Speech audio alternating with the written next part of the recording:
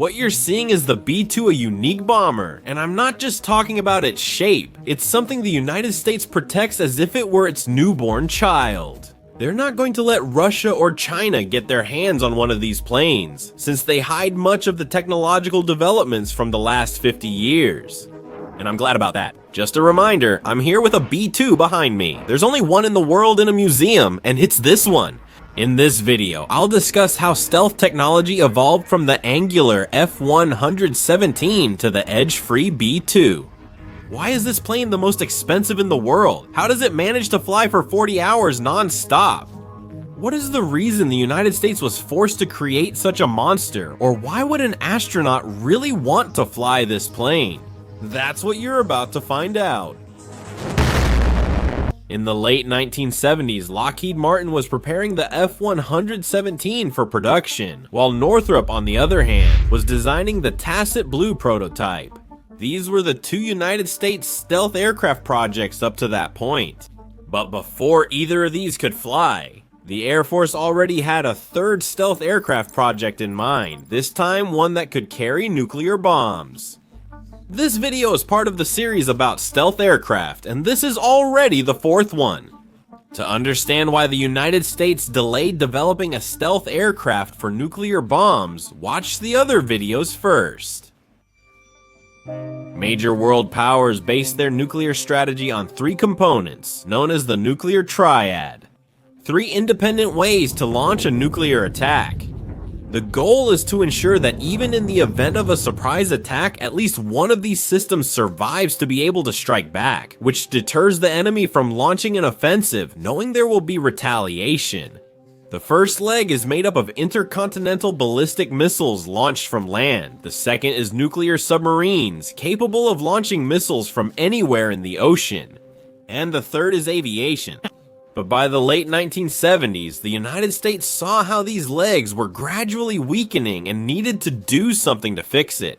For example, the strategic bomber in charge of penetrating Soviet territory with nuclear bombs was the B-52. However, this aircraft had a major drawback. Its enormous size created a massive radar signature. So, most likely this aircraft would be neutralized before it could drop the bomb. This made the nuclear strategy shaky because of this weakness. The United States Air Force considered several options to solve this. One of them was to avoid the air defenses, flying very low and very fast.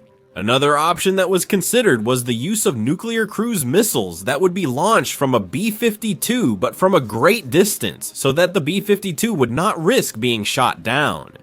The third option was to apply stealth technology to a bomber so it could penetrate the Soviet Union without being detected. But at the time this option was being considered, Half Blue still had 6 months left before its first flight, so they didn't know if stealth technology would work. Do you remember from the F-117 video when Lockheed won the contract to build the plane? Two options were considered, a small plane like a fighter jet and a larger one. They ultimately chose only the small plane option. However, they never completely abandoned the large plane option and continued to research it with a few resources.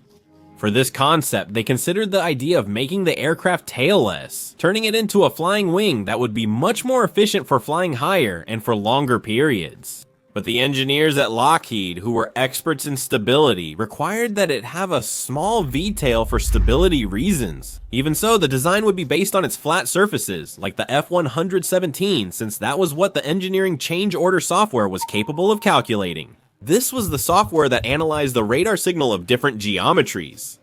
At first, Lockheed refused to make an aircraft with flat surfaces. As I said in that video, there were many internal problems among the engineers. They ran the first test and saw it worked well.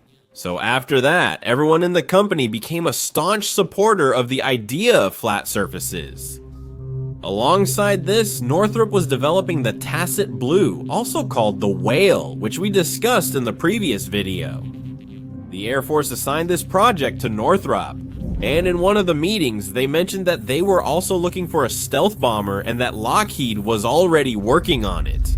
The engineers at Northrop told the Air Force that Northrop was a fighter company, not a bomber company, so they would let that opportunity pass. However, Unidos noted that the Air Force sent a clear message to Northrop. The previous Tacit Blue project had been awarded to Dato precisely to create competition between Lockheed Martin and Northrop in stealth technology. So they weren't telling them about the stealth bomber project just to inform them, they were forcing them to get involved in it. Northrop understood this and began by analyzing the aircraft's intended mission. Would it be supersonic or subsonic, low or high altitude? The Air Force provided all the answers. Flying supersonic was ruled out because there were no stealth supersonic aircraft then, making it too complicated. On the other hand, the option of a low-altitude bomber was also ruled out, because the lower you fly, the higher the air density, and therefore, the greater the resistance. That wasn't a good choice for maximizing range, so they would have to design a subsonic bomber that could fly very high and very far. At Northrop, they had been designing flying wings and were fully aware that they are more efficient than conventional airplanes, so they chose this geometry. Also, by not having a tail, the radar signature would be further reduced, since a huge surface that would stick out above the aircraft was being eliminated. The surface of the plane would be smooth, without many edges, something similar to what they did with Tacit Blue. Choosing the wing profile was crucial for this design, as the entire aircraft would serve as the wing. They had to find the perfect balance between a shape that was optimal for hiding the radar signal and providing good performance. The aerodynamicists wanted a supercritical airfoil, which enables near supersonic flight without creating shock waves on the upper surface. But the radar experts wanted a sharp leading edge to generate a single reflected signal.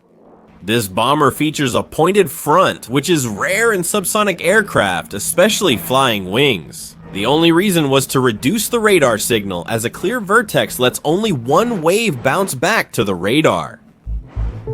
The aircraft, unlike Half Blue or Tacit Blue, was quite stable. The only problem it had was yaw control. Conventional airplanes use the rudder on the tail to make this movement, but without a tail, they would have to manage it in another way. They considered adding very small vertical stabilizers to the wingtips. The problem is that, regardless of their size, that significantly increased the radar signature.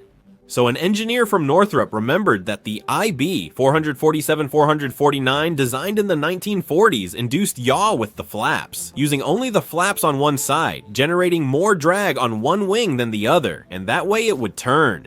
Would the B-2 use this improved concept? They would install some split flaps and some ailerons that would open at the same time, generating more drag on that part of the wing, turning the nose that way. If the aircraft were flying in maximum stealth mode, it would use only a power differential in the engines to generate yaw. The plane would generate more power on one side, causing it to rotate. In a normal operating mode, without the need to hide the radar signal, the aircraft's computer would use the split flaps and ailerons along with a power differential in the engines. In September 1980, the Air Force made the bomber competition official. This program was nicknamed ATB. Of course, the only companies invited to the program were Lockheed and Northrop, although Lockheed teamed up with Rockwell and Northrop with Boeing, since they realized that the project would be extremely complex. A few months later, they would face each other at the Ratscat, the pedestal where they would test the planes to see which one hid the radar signal better. Northrop got terrible results, much worse than expected, and the engineers at Lockheed, unaware of this, complained that Northrop's design didn't have windows or doors. So the engineers at Northrop happily agreed to add them, knowing that in the process they could fix what was failing them, which apparently was that the paint was cracking and that was reflecting back more signal than it should. In 1981, both companies submitted the final design to the Air Force.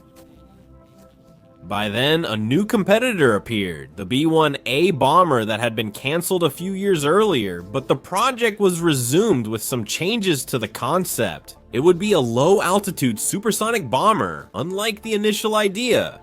That's why this second concept was called the B-1B. That B at the end indicates it's the second version. As you can imagine, things in the United States got pretty heated. The companies involved in the B-1 bomber would campaign for that bomber. However, those involved in the B-2 bomber would support that project. So the United States government was faced with a huge dilemma. There was a lot of money at stake, many companies involved, and they had to choose between one of these two projects. But finally, President Reagan, who was in office at that time, decided not to choose. Would both projects be carried out? The United States Air Force planned to acquire 100 million B-1 bombers and 132 units from the project. ATB, which still didn't have a winner. In October 1981, the winner of the ATB competition was announced, Northrop. They would be granted $36 billion to develop their aircraft and manufacture them. The reason why Lockheed lost was because their aircraft had worse capabilities. Its range was 5,700 kilometers, 68% less than Northrop's 9,600, greatly limiting military operations and increasing dependence on in-flight refueling. So as you can see, the fact that Lockheed had won the contract for the F-117 actually ended up hurting them. Because, since they went all in with their idea of flat panels, they wanted to use it for this project as well. However, the performance requirements for this aircraft were much more demanding than those for the F-117, and the flat panels made the aerodynamics vary. After losing the F-117 contract, Northrop improved and developed a new stealth aircraft geometry, which was ideal for this project. Once the contract was awarded, it was time to start manufacturing it. Meanwhile, the United States Air Force began to think about how the Soviets might defend themselves against this aircraft in order to stay ahead of them. So two teams were organized. Both would be in charge of creating a plan against the aircraft, both aircraft. The first team would operate with the information about the B-2 that was known to have reached the Soviets through leaks. The second team, on the other hand, would operate with all the information about the B-2 as if the Soviets had been able to uncover the entire program thanks to their spies. The first thing these teams discovered was that they generally weren't taking into account the noise that the background introduces into a radar. An aircraft in flight is much harder to detect than a stationary model because the environment introduces a huge amount of noise into radar signals. The sky, clouds, mountains, and the aircraft's movement all make detection much harder. So they learned that in an environment with many defenses, flying close to the ground would make the aircraft even more stealthy. They also discovered that the new Soviet radars would indeed be able to detect a stealth aircraft under certain conditions when flying at high altitude. With this information, the Air Force saw the need to introduce new requirements. The aircraft would not always fly high. At a certain point, it could descend to about 80 meters above the ground. This caused a big problem to arise. Flying wings have a low wing loading ratio. This represents the weight of the aircraft divided by the wing area. Because these aircraft have large wings, this ratio is usually much lower than in conventional airplanes. When this ratio is low, the aircraft is very susceptible to turbulence. So when they started working on this requirement to fly low, they realized that by flying so close to the ground and being so vulnerable to turbulence, the aircraft under certain conditions could lose control and crash. So for this reason, they decided to stick with the idea of a high altitude bomber. The initial prototype was a diamond with wings, but the shape changed by adding a new one. This shape. They were able to fill the entire trailing edge with aerodynamic surfaces and thus have more control. The aircraft viewed from below shows only two directions. All yellow lines are parallel and all blue lines are parallel. This is something that is sought after in all stealth aircraft. Here we are behind the B-2 and we can see that it has, well, honestly, you can't see it very well because we're in the dark and all that. But this aircraft's rear has many control surfaces, allowing it to fly stably. Amazingly, these surfaces move much faster than in any other aircraft. In fact, one of the first times they were testing this, it said that there was a mechanic sitting here, about the same distance as I am now, on a chair. They moved a surface at top speed, knocking him off his chair. Another problem appeared with the aircraft. They realized that if they took off from a high-altitude airport with a full load, they could stall and crash. This was because of the leading edge, since the requirement for it to be sharp caused problems at low speed. For example, this flat plate I tested in a wind tunnel shows the flow separating. This is the reason why all subsonic airplanes have a rounded leading edge. That's why when viewed from the front, you can see how it's pointed right in the center. Then it widens and finally becomes thin again at the edges. Also, making it thick near the center would allow for a large internal volume, which is necessary to carry the bomb load. What about the engines inside this plane? The aircraft has 4 engines, 2 on each side, and they're together. That's why it only has 2 air intakes and exhausts. Additionally, they are located on the upper part, hidden from radars, since the plane would always be seen from below. To lower the infrared signature, engine exhaust would be mixed with outside cold air. To reduce contrails, chemicals would be injected to prevent them from forming. And to prevent the plane from being easily seen from the ground, it would be painted dark blue to blend in with the sky. A notable feature is that this plane lacks pitot tubes, which measure speed on airplanes. The reason it doesn't have it is because this tube would increase the radar cross-section. So it uses a series of sensors that, by combining the information from all of them, is able to calculate the speed of the plane, a system that only this aircraft uses. The first flight of the B-2 bomber was in July 1989. Which means that, even though we see it as a futuristic plane, its technology is actually 40 years old. It takes 2 pilots to fly it. The idea is that they can help each other, especially during long-duration bombing missions, where fatigue can have a negative impact. Inside, the pilots have a small toilet and a stove to heat up food. Additionally, on long-duration missions, a rest area can be improvised in the cockpit so that one of the pilots can lie down for a while. The lights on the wingtips can be completely hidden to operate in maximum stealth mode. The original Northrop prototype had a 9,600 kilometer range, while the final B-2 exceeds 11,000 kilometers. If we add in-flight refueling to this, the limit on the range of this bomber is set by the fatigue of its pilots. No, the plane's geometry is nothing like the Peregrine Falcon's. I already debunked that in this video. And what if you look at the roots? There are multiple reasons why Northrop chose to use this geometry, and none of them was to copy the idea from a bird. In addition to the geometry, the plane also uses certain materials and paint that help reduce its radar signature. That's what makes maintenance so complicated, since they have to be in specific hangars that maintain ideal environmental conditions. The only air base that has these facilities is Whiteman in Missouri. Just to give you an idea, each hour of flight for the aircraft costs $150,000 in maintenance, which means that for every 10 hours this plane flies, the cost would be. So now imagine when 6 or 7 of these go out to do missions that last 30 or 40 hours. Over time, the Air Force reduced the number of desired bombers. Let me remind you, they planned to build 132, but only 21 were made. That left an average cost of over $2 billion per unit if we take into account the cost of the entire project. Even though 21 units were delivered, currently only 19 are operational due to 2 accidents. The United States is the sole operator of this aircraft due to laws that prevent its sale, even to allies. And let me remind you that we're talking about technology from around 40 years ago. What's incredible is that throughout history, there have been more astronauts than B-2 pilots, which makes it extremely exclusive.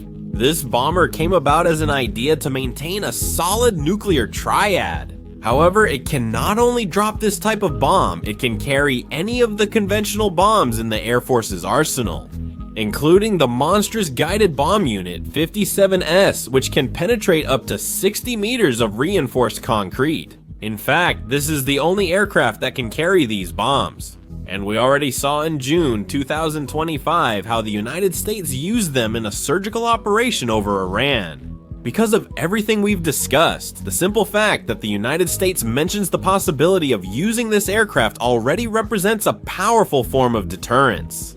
In August 2025, during a meeting with Putin in Alaska, Trump ordered a B-2 to fly over them. And think about it, the United States has a huge variety of fighter jets. It was no coincidence that this one was used. And this was because Donald Trump wanted the Russian president to feel it up close. After this bomber design, the Air Force introduced its replacement in 2020, the B-21 Raider. A similar aircraft, but we'll cover it in another video. We can't forget about the other branch of stealth aircraft either, the fighters. Since there was still another battle to be fought between Lockheed and Northrop, the battle for the ultimate aircraft, the IF-23 against the IF-22, but we'll talk about that in the next video.